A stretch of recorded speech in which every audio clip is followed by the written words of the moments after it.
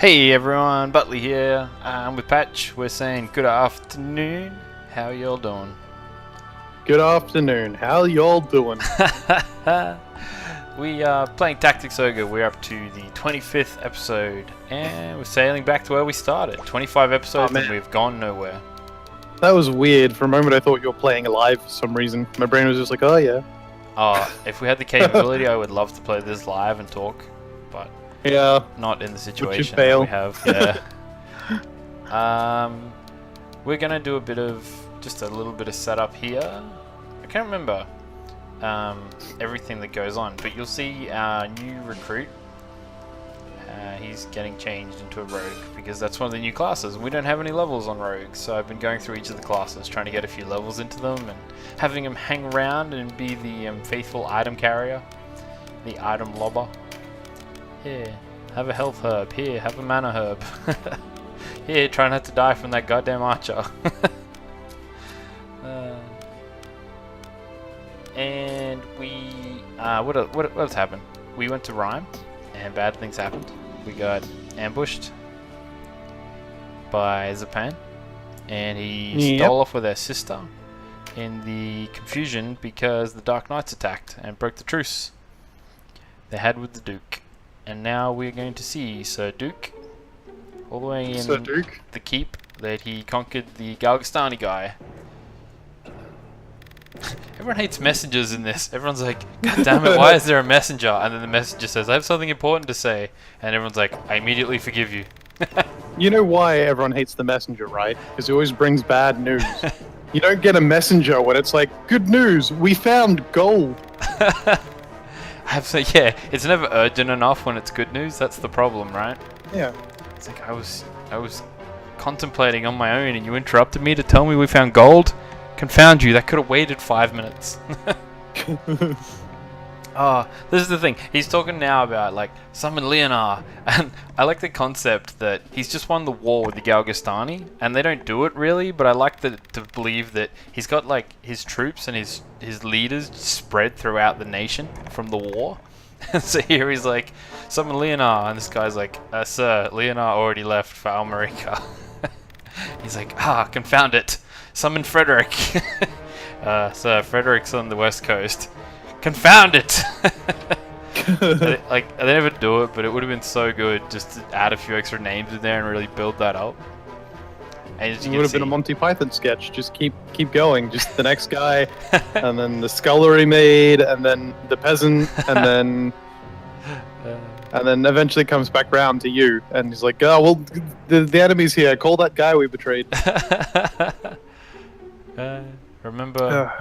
Remember Pavel? Get him.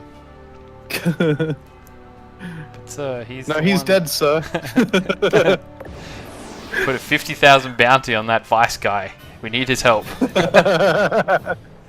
I'll put 60,000 on it to make people find him faster so we can use him. Dear. So we have to fight our way into the castle because Zapan said this is where he's taking our sister. And you might have noticed that Sir Leonar is also headed in this direction. That's where the Duke's little messenger boy told him he was going. And it's all about to come to a head. Ooh. Ching, ching, ching, ching. So you can see our friend. As you noted to me in the past, his name is Lad is Lass. He's just a little bit confused.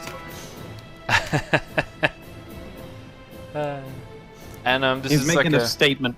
It's been a while since we've been to an actual keep properly like this, but there's like a step. You can't just walk in, you have to go through each of the things. And we have a new unit to fight against. Is that new unit Old Lady? Old Lady unit. What do you mean? That's what Quechua looks like now. It's been a while. Zapan, what did you do to her? her? It took so long going through your goddamn infantry screen. Boat trips are longer than you thought. I like what they're talking about here. He's like, pardon the parley, we had a few matters that needed attending. And I feel like he knows what happened at Balma Musa, and her whole plight for helping him is the massacre at Balma Musa where she knew people. So Zapan is like deliberately lying to her. So when he's like, we had to parley, he's like, I had to make sure she still believes my lies. Yeah. And we duke it out here. So we get 2 targets here. You have to defeat both of them to pass. And oh, Donatello's chiming in. And My favorite of Renaissance artists. honestly, man, Ninja Turtles. When I found out that that's where the names came from, it was like this second, oh my god, this show is amazing feeling. Not just Ninja Turtles, the Ninja Turtles named after artists. Can we do that in the modern day? Can we get, I don't know, just... by naming your kid. No, no, hear me out, right? Okay. So we take some sort of animal, and we take some popular thing, like, what's popular right now? Superheroes? Right. So we take, like, animals and they're superheroes, and we name them after famous artists, but musical artists. Oh my god, so don't do it. One of them is Elvis. One is Prince. No, I don't know. The other names are sort of hard to come by. Like, Michael would be a good one for Michael Jackson, but you know, Michael's a fairly common name. So, oh my god, I didn't like it. It's terrible. Stop it. Are you kidding me? You don't want to see Elvis, the superpowered what's a popular animal? feline? Go on, tell me an animal. I don't know. How about dogs, cats? I think the other thing though is turtles aren't popular animals. So how about like, Kanye the Kung Fu Lion?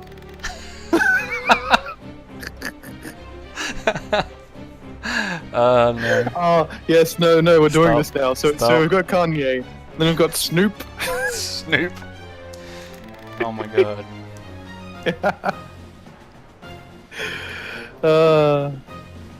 Please stop. What's Snoop's special ability? Snoop, the fastest bear alive. Snoop, the fastest sloth alive. Stop. Oh no. I was gonna say something to do with smoke, but I like yours better. This is the most referential we're ever gonna get. It's funny because we're not in America, so we can make these jokes with like we actually don't care about any of these artists. Like, you know, say there's a supporter of Kanye out there fighting with a non-supporter of Kanye there in the comments, and we're just like, we actually don't really care. Yeah. we like, he's a bit outgoing and he's a bit silly, but people like him. I mean, that's his image, so whatever. But we're so impartial, it doesn't matter. Oh dear. Terrible. Anyway, like my little chart there in the corner there. Yeah, it's getting kind of old. I need to spruce it up a little. That red border's so ugly. I like this sorceress. Ooh. Basically, the way magic works in this game, most of the sort of upgraded wizard classes, so there's like sorceress and you saw necromancer, most of them, it's kind of a thing, like people who play this all sort of say the same thing from what I could tell from, you know 20 minutes of internet research. Every mage class, like, change that isn't general mage, it kind of limits the amount of magic they can use, but it gives them like their speciality. Yeah. So I'm not sure what the sorcerer's one is, but a good example would be the necromancer. Well, he would get sort of undead related spells. He might be able to raise a skeleton or something like that, but he won't then be able to use, like, say, earth magic and air magic and things like that, you know? Or he won't be able to use healing spells like quench like the water mage can. So he might still be able to use water magic, but he won't be able to use certain spells. I'd probably still prefer a specialist. Well, I think that's the point, right? If you want the speciality, you can really base your strategies around it, but you lose the all-rounded nature of them. Whereas, you know, as we've seen with Anna, she can use a couple of different types of magic now, so she's a bit more versatile. I say that, I can't remember if she uses 2 types of magic or 1. I know she has water magic. I don't know if I've taught her a second class yet, but I think that's where she's going to go.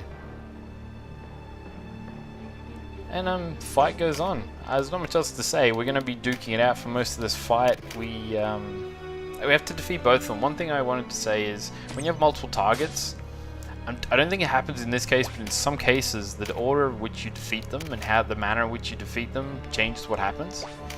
So if we were to I don't know, maybe, say for example, if this were one of those fights, I think if we defeated Zapan first and took him off the table, then we might be able to convince Ramados that he was lying to her, because we have like Donatello and RSL on our side and stuff like that, and she loses her conviction when she doesn't have any allies on the table. And so I think like that's one of the things you could do in some situations. I don't, like I say, I don't think this fight is one of the ones that you can do that, but yeah, it's definitely a thing that exists in a few select matches. And you can look all this stuff up if you really want to do it. I sort of am not from here on. From here on out, I don't know as much as what happens in the story. To this point, I've known kind of what's around every corner. Now I get a bit forgetful, so I'll either remember bits as we go, or I'll just be going blindly from episode to episode. Anyway, other than that, I was going to pass over to Patch. He had a good topic thing that he wanted to grind about today while everyone's here listening, and hopefully enjoying me wreck face.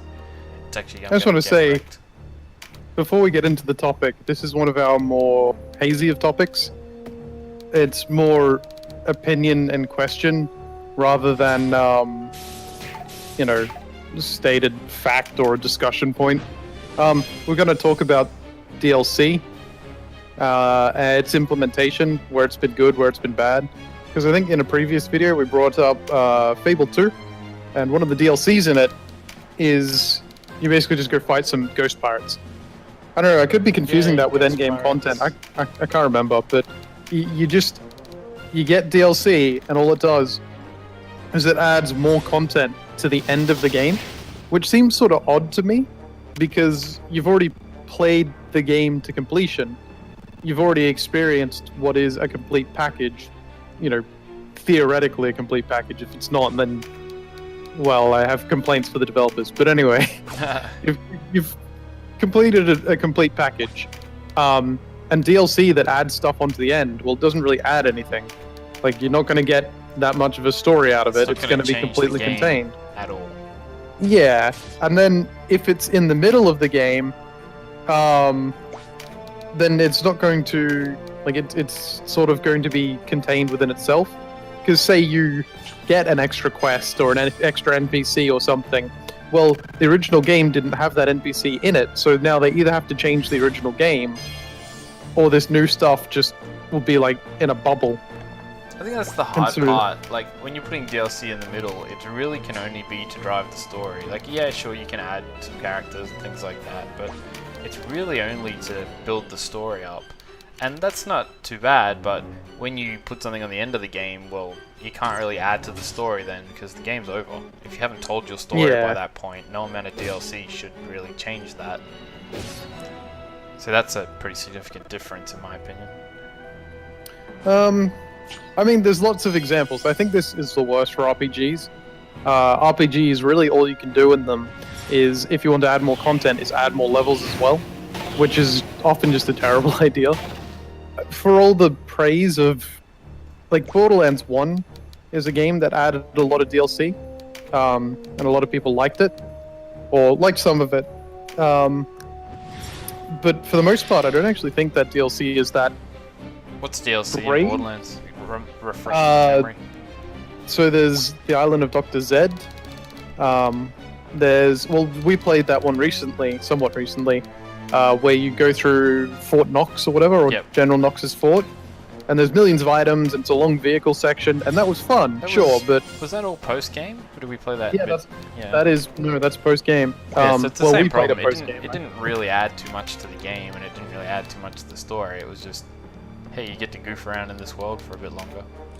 Yeah, and so sure, it was fun, but content-wise, it was sort of, I don't know, I don't want to say empty, but it wasn't that special. Like, I don't know, because it doesn't fit into the story that already was there. It's just added on to the end. Right.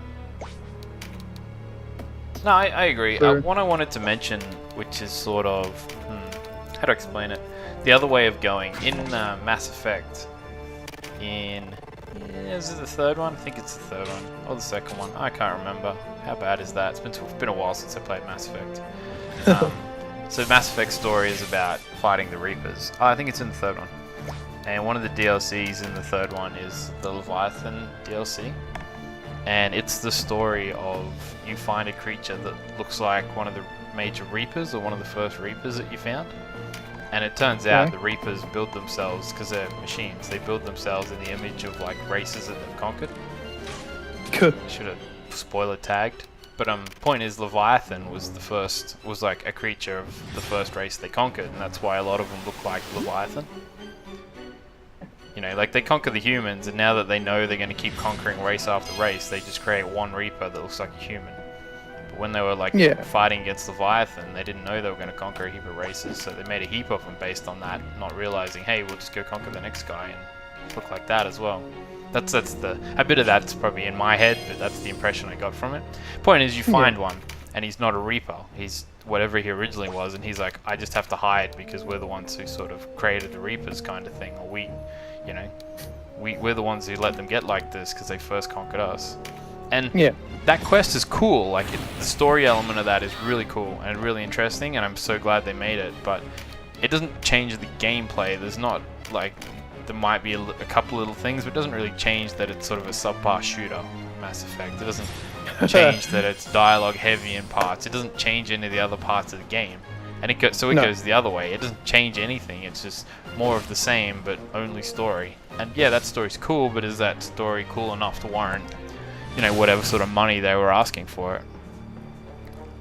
It's just the other example to what we were just saying, where sometimes you change the game a lot, or you try mechanics, or you add features. Like a lot of Borderlands was like new enemies and stuff like that, but it didn't really. Or the story was kind of schlocky, so it was like, eh. Well, what other examples exist that I think are worth mentioning? I think we should bring up drifting away from RPGs, because I think in a general sense, DLC for RPGs will never add much, because RPGs are fundamentally stories, and if you can't just add to a story in that sense. I think unless RPGs you're planning are like really chapters. tightly wound as well. Like so much in an RPG depends on the X number of outcomes from X number of events that they've already created, and they can't always compensate for late additions. Like they have to kind of roll it all out in the one package, else they just never will. Yeah. So I think for RPGs, it's not really something that can work. Damn, DLC. It'll keep getting done, and people will keep buying it, and some of it will be very good. Like the General Noxus Fort or whatever it was, the Borderlands was fun. Yep. I just think wasn't added to the experience. Yeah, I just think it's a cost versus what you get out of it thing. Yeah. I mean, we only played it once, and we haven't gone back since. So. Did we even fully finish it? I know we got. We really did. Yeah. Close Remember to the place explodes. But was that the end? Wasn't it? Couldn't you go back to the town and do some more stuff? I don't know. Maybe. I think we didn't even go and hand in the quest after we did the explosion. I think that was still part of it. We were that done with it? Yeah, we just got sick of driving around, I think. Yeah. Well, anyway, so other games, and let's take it a step. Yep. I mean, so we've mentioned that you can't really do stuff like that, but what about the examples where you can? Sorry, this is actually RPGs again. What I was thinking of is something like Path of Exile. Path of Exile is sort of a game that is in progress, I guess you could say. It's an RPG, it's like Diablo, in the sense that it has acts, and over time they've still been releasing more and more acts, so you can sort of consider newer acts that are released DLC in a way. I guess the difference is it's a free game, but that's something I could see as an implementation for RPGs. Oh goodness, I guess that's like a scary practice on its own, though, in my opinion. I mean, I agree. For a free game, it's not so bad. But... Yeah, and like you said, if an RPG doesn't release itself as a full package, then that's a worry. But we may be staring down that with Final Fantasy VII Remake. Wasn't it going to be broken into 3 parts or something? I don't know. I don't know, man. I don't know anything about the remake. I know that there were stories that they might change some of it, which was yes and no received. There was stories about voicing it. There were stories about just redoing everything in HD, the cutscenes, the combat, or just cutting pieces of it. And I have no idea where it's at. still think it's coming out on PlayStation, so I probably won't even see it not having a PlayStation. So I'm gonna be really disappointed that I can't play it. Well, okay, to go back to the adding acts in, because I wanted to bring that up so I could segue into my next point, and that is the expansion packs of old. Specifically, I wanted to bring up Warcraft 3, and how Warcraft 3, the expansion pack, it added, more stuff to each team, a new hero to each team, a couple new units to each team, and it also added basically a fully fledged new campaign for at least 3 of the races. Heck, it could have been a standalone game. That's the whole point, right? Yeah, almost. Yeah, I mean, it was built off the previous game, but yeah, it could have been a standalone game fundamentally. Yep. And that's a practice Blizzard's kept up since Brood War, since hell Diablo 2. I don't know if they did it for Warcraft 2 or anything. And that's something that I think is a good implementation, where they've taken what already existed and built on it in a way that doesn't detract from the game. I guess it's sort of hard to explain what I mean by detract from the game in terms of RPGs and things without going into a lot more depth. I wonder if one point to make is that I guess the DLC is unique depending on exactly what, like, I don't know if I could ever say there are two games that have a similar strategy for DLC. I know that sounds odd when you think about it, but then when you start considering sort of how much it does or doesn't bring to the, I don't know, just to the table. I mean, my point is that what am I trying to say? No two games are really following exactly the same model. For every time you say, like Warcraft 3, you can't find another game that really was a similar, like, close enough of a game to then compare the DLC models. Like, I was going to mention, say, Paradox, who do a different thing. A lot of their DLC is like, the DLC is adding something, but each DLC comes with a whole list of changes that automatically update your game. And so their model of DLC is like, we're just going to keep improving the game, and you can just pay for like extras if you want. But then you can't compare that to anything, because then you can't find games that are similar enough to compare that to. And then I'd do the same for Warcraft 3. There's not enough games like it, even though you can categorize it as like a RTS or whatever. You're still going to have trouble trying to compare that to anything enough to say, oh, the DLC is like this game but different. So it's really hard to compare the models from on an RPG or an RTS, like, with another one, to ever say, oh, this is the way to do it, or this isn't the way to do it, or like what? A new unit has arrived? What? Yeah, that's happened a few times. Every time we knock one down, another one joins. Yeah, there's a few missions like this. It kind of sucks. So I don't feel guilty at all about tunnel visioning on their main dudes. I wouldn't. I don't know if you can clean the army. I think they start when you knock a unit down. So anyway, well, I don't know, because the thing about an RPG is we've mentioned that in the scheme of things, like, a story is a story within an RPG, and adding DLC to that story means that you either didn't get the original complete package, or that you've had to not release a full experience, and that the DLC fills in the hole, and that's both of those ways are not very good, so to speak. The other thing that needs to be mentioned about RPGs is adding content, like gameplay content. See, this was one of my big complaints about Fable. The Fable DLC content, it didn't extend the gameplay. The gameplay stopped with the base game. And what I mean is, you don't get higher levels, you don't get much new content. You might get like a new weapon or something, or a new piece of armor, but largely you just keep the same skills and the same overall strength.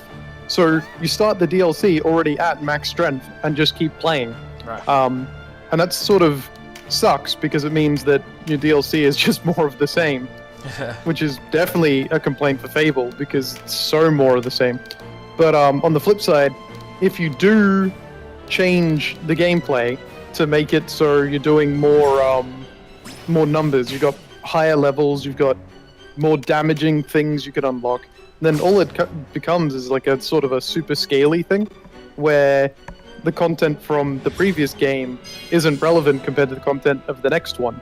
And you can see that in something like World of Warcraft, where each new expansion completely, erupted in the numbers.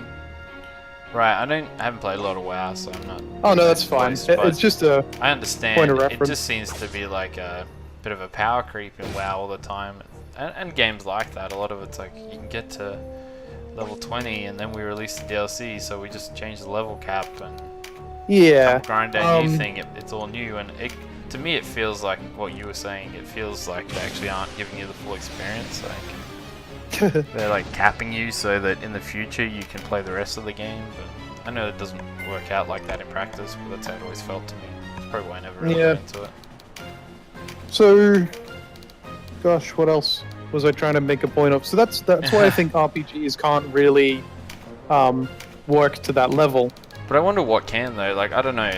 Maybe you're probably trying to say to the point there that was probably a good example, but I don't know. I'm just struggling to think of games that have had good positive DLC and stuff that I liked and stuff that I think is a good model. I have trouble finding anything like that. Well, I don't know. I want to say Paradox has an all-right system. The problem is, like you said, a lot of the content that they release with the main game is much of the experience, and a lot of the content they lock away, it almost becomes unplayable without it. One of the good examples is in EU4, territories have different values of how, profitable they are in production and how many armies you can get from them. Right. And if you buy a certain DLC, you can pay money to upgrade those territories. Not pay money, you can pay resources to upgrade those territories to make them more profitable.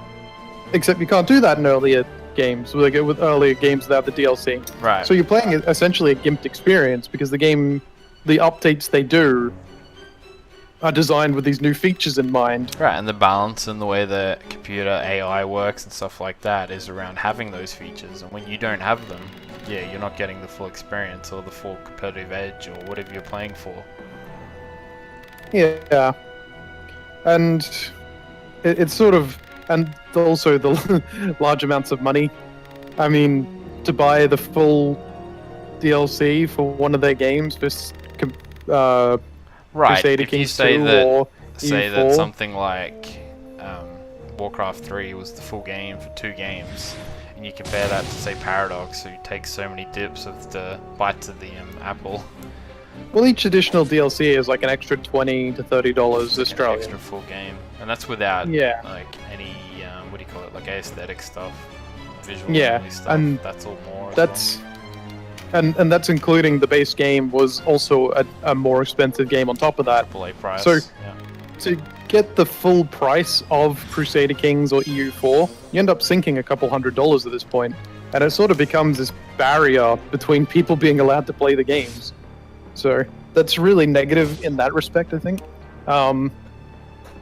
I mean, they're good games they've got some good points, but yeah, I feel like in many ways they have.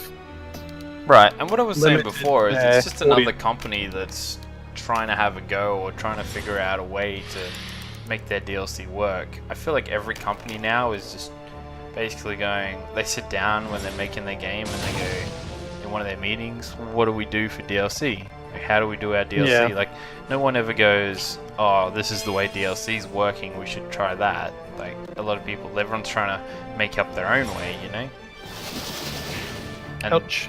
microtransactions, obviously, in that regard as well. Like, everyone's sort of doing similar things, but no one's quite mastered exactly the best ways to do it yet. And as for outs, yes, I just put Boon of Swiftness on him, and he got knocked down straight away, damn it. At this point, things are looking quite bleak. Oh, you're fine. Just run your leader up there and hit her a couple of times. RSL's still up, you can tremendous shot. I did boon myself for that. Yeah. Ooh. See, that's 60 damage. That's unhealing one of the entire items. Yeah. Like 2 attacks to get rid of her.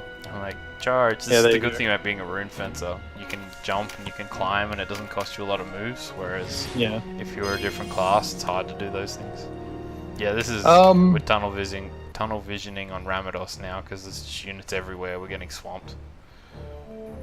So, I don't know, what other DLCs can you think of? Because we've talked about the old expansion packs, we've talked about modern DLCs. I haven't played enough games, to be honest. I'm really sad. I live in my own little bubble of games that I like, and I don't stray too far. Yeah, I've definitely strayed away from DLC. Well, I don't know. It's just I don't know a lot of games that I play that have a lot of DLC. It's really hard to define. I know that all I hear these days is the dodgy practices of it, but that's probably like we haven't really been talking about that. We've been talking about the value of DLC, not how dodgy companies are and trying to get our money. Yeah. So it's a different discussion for another time. But yeah, honestly, I don't know. Like, it's hard to really put down a game that I think has got DLC right. Like I said, Paradox is good in some ways, bad in some ways. Yeah, and I mean, I liked old expansion packs. Expansion packs were usually pretty solid because they did have to sell it on a shelf. You couldn't just put it in a digital store and hope. Like, yeah, that's right. I think Before it's you a were lot making easier it, to you get had money to on the sell it. internet. Now you just, God damn Gosh, it, stop. Amy, stupid healing. She's not even using healing spells. Why would you have a cleric and all she does is use items? It's so annoying. Because her healing spells at this point are actually weaker. I know. It's so annoying. No, you can't get it, can you? I'm like, oh, you're kidding me. What is this? Oh, nice. But fortunately, I can do this. At least it lays some damage on her. Wow. A lot of damage. Rending Gale hits twice. It's so good. That's why I stayed as a swordsman. Because late game, when we've got like level 7 swords or something. So, I didn't know if I'd be able to use Dark Weight because I'm silent. Fortunately, it's only silences abilities and magic. So I figure one of these days, what we should do for one video is I just sort of commentate solo on the battle playing out. Oh, that'd be cool.